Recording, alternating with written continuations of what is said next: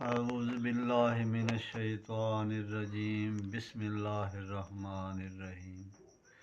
नबी अल्लाह दे नेक बंदे हो, एक घरेलू टोटके भी आ ते नुस्खे भी ऐसे आ कि जेह्ड़े कम्म आने वाले आ, लेकिन अज दे वक्त दे विच इन्हां दी कोई कदर नहीं, कोई अहमियत नहीं। अजकल सिर्फ डॉक्टर ते मरीज यही कम्म रह गया। चेक करा लो, दवाइयां ले लो। लेकिन अज जेह्ड़ा मैं दस्सन लगा है इहदे नाल थोड़ा ध्यान कर लियो। कम्म बहुत वड्डा लेकिन वेखण च कोई गल नहीं। वो की चीज़ है?